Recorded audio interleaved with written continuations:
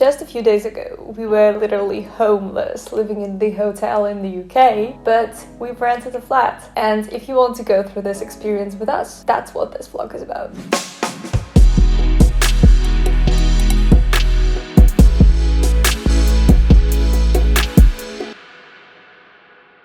Hi, I'm Anastasia and I moved to the UK a month ago. So we moved in exactly a month later after arriving to the UK. Yeah, so this is our humidifier that we haven't used yet actually. Let me start with the beginning. When we moved to the UK, we were expecting that we'll rent a flat in 2 weeks or maybe a month, and that was our estimate time. What's more, right before moving to the UK, we were planning to stay in Liverpool, which is much cheaper than London. But my boyfriend got an offer at London theatre, and I don't know if it's fortunately or unfortunately we stayed here. But my surprise was that the transport is really expensive. All other things were expected to be that expensive, you know. Why is it so expensive? So basically when we arrived, I actually didn't have a voice because I caught a cold, and I think it actually was a COVID. I couldn't even speak. I always had my ears bumping. I don't know, like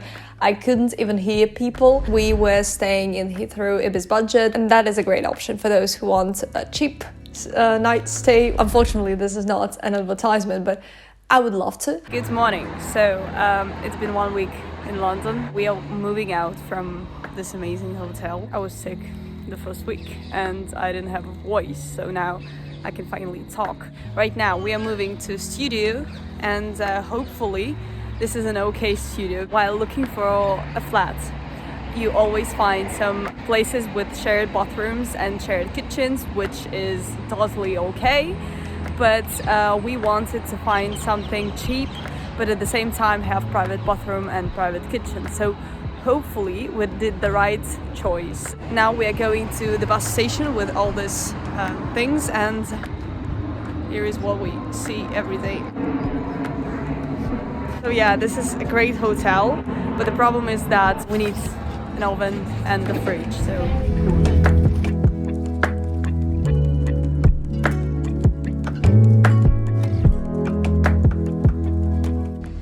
So we have arrived to our brand new studio here.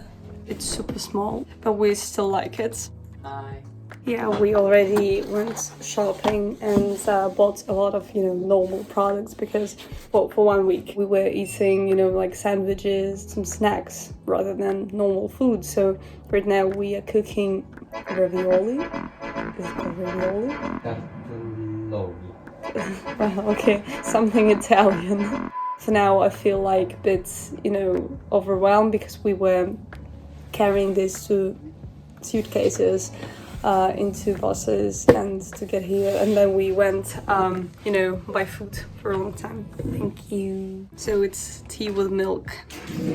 Milk here is wonderful because in Russia and in Armenia I hated milk. I mean, I didn't drink it at all. My plan right now is to eat first and then do some work and discuss our plans for the week, because we will have to go to some agencies to look for flats, for regular flats.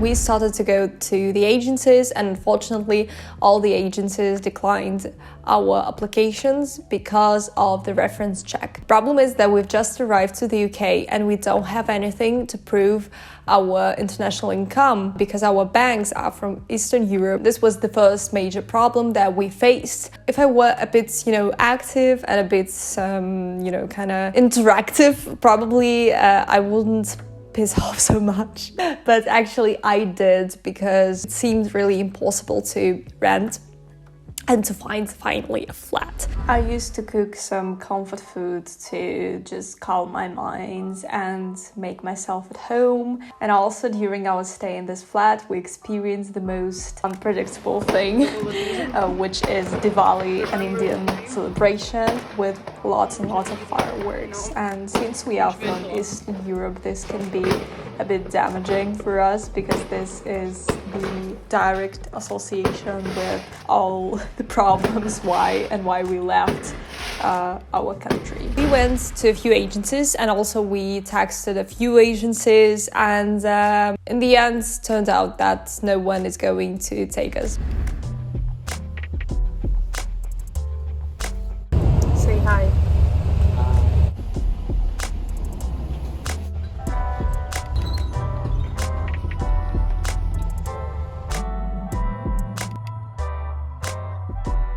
So I've just noticed that my status on the reference check page is completed, and we were waiting for my status to be completed because Benji's status was already done yesterday. Right now we're going to call the agent and ask what's going on. My prediction is that we didn't pass because they said that, like, the agent herself said that the amount of savings we have is not really enough. A few moments later. Our agent is not picking up the phone. So yeah, I think you can hear the sound of the rain background. We are in England. You know, sometimes it was even weird things like, no, we won't rent you and all that stuff without even doing the reference check, just, you know, after our description. This is not actually, you know, rude. I understand that they know how this works better, but at the same time, it seems like, why are you reacting so negatively? And even our savings weren't enough, even though they were big enough for us, but they were not big enough for them. It turned out that we can't do the reference check and we don't know where to go. Literally, you know, like...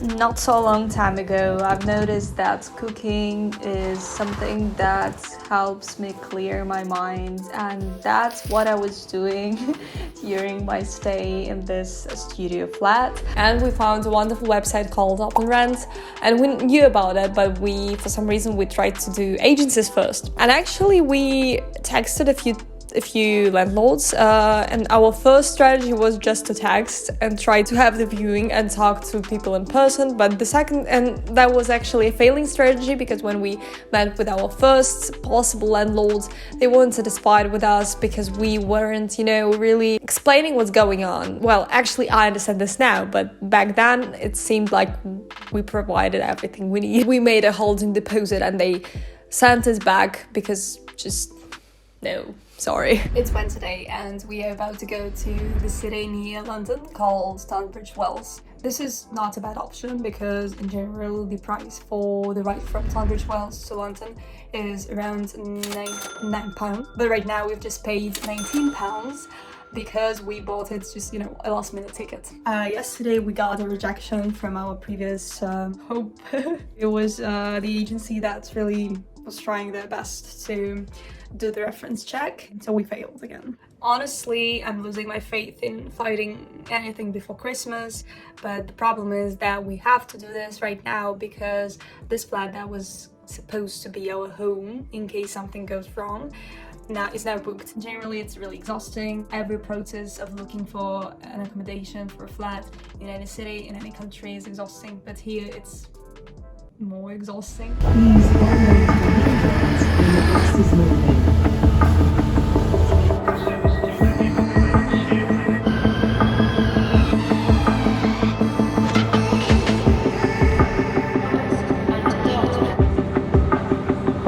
Southeastern service to Dartford via Sidcup.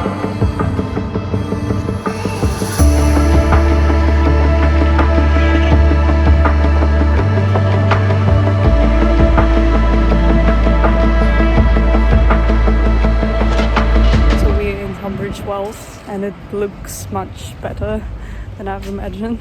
I like the city a lot. The problem is that the house is a bit far from the underground or from the railway station. Some time later. So we viewed the flat, and in general it's much bigger than we expected. The problem is that it's on the ground floor, like on the ground floor. You have to go down the stairs and then enter the apartment. Also, the apartment is not really new, but it's located in the Victorian house, so it's expected more or less.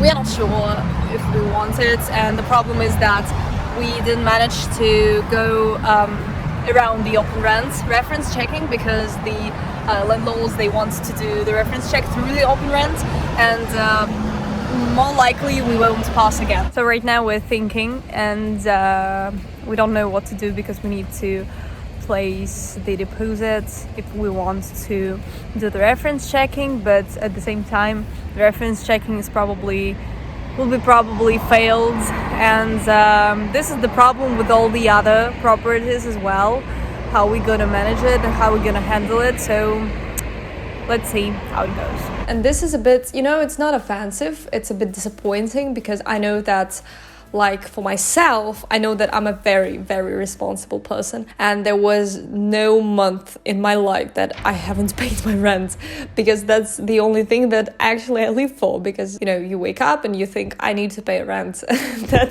that's how you live. It's really disappointing that here you can't just do this by explaining this and proving this with your words, with your intentions, with your responsibility and all that stuff. But after that, we started to do another strategy, which was texting with a clear and understandable message that sorry that we don't have anything, but we can pay in advance, or discuss the options, or do something with the contract, add something that is important to you to the contract.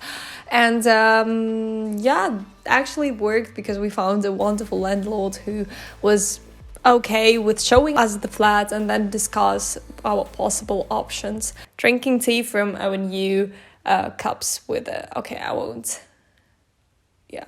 won't damage the focus, because I really like the tea here, by the way. So Benji was texting all the landlords, and when our current landlord answered, I needed to go to Tunbridge Wells, where this flat is located. I went here alone, and I didn't know that it's so cold here. It's much colder than, it feels like it is much colder than in London. So it's a new day and you ride to Tunbridge Wells. I don't know. It feels like this flat can be a possible solution, but it requires a lot of money, because we have to prepay, and actually it's not a prepay for 3 months, it's a pay for the first month, then for the last 2 months, and the deposit. So it's just kind of crazy, and I don't know how it goes. So let's see, let's go. Tunbridge, High Rooms, Tunbridge Wells, Frant, Woodhurst, Stonegate. I was standing, with a tiny, with a tiny and thin, let's call it leggings, but I think that I'll pop up the word that I wanted to say. So it's just thin leggings and sneakers, like in the freezing cold. I'm from a very, very cold region, and I'm getting cold here much worse than I did in my hometown, which is Yekaterinburg, and that's Ural. It's really close to Siberia, so yeah.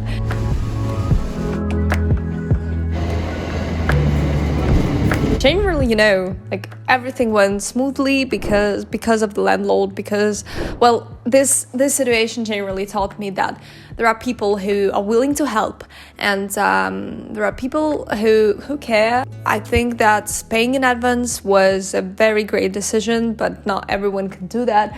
So if I would be in this situation again without money at all, I think that I would just try to talk as well as I did here, as well as we did here. So yeah.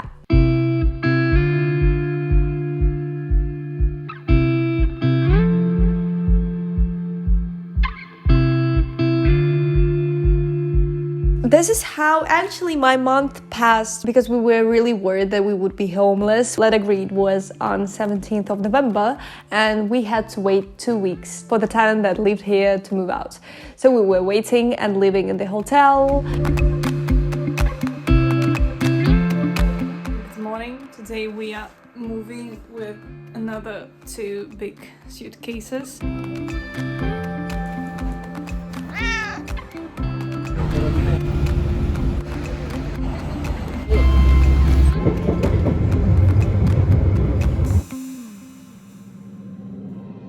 In this part of the story, I want to tell you how it feels like to immigrate and how it feels like to travel abroad. Kind of hard to say what I feel right now, because I know that I have a depressive episode. And unfortunately, it started right after moving, like almost on the day of coming here on the 3rd of November. I didn't expect that. I didn't have depressive episodes for a long time. And this was a hidden one. So it's Saturday morning, 2nd of December, and we are going to sign the contract. Oh yes, and it's 6 a.m. in the morning.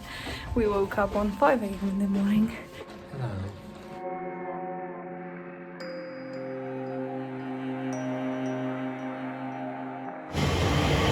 Hello. It's a very cold. Very. We're waiting for our train to Abbey Wood Via Canary Wharf.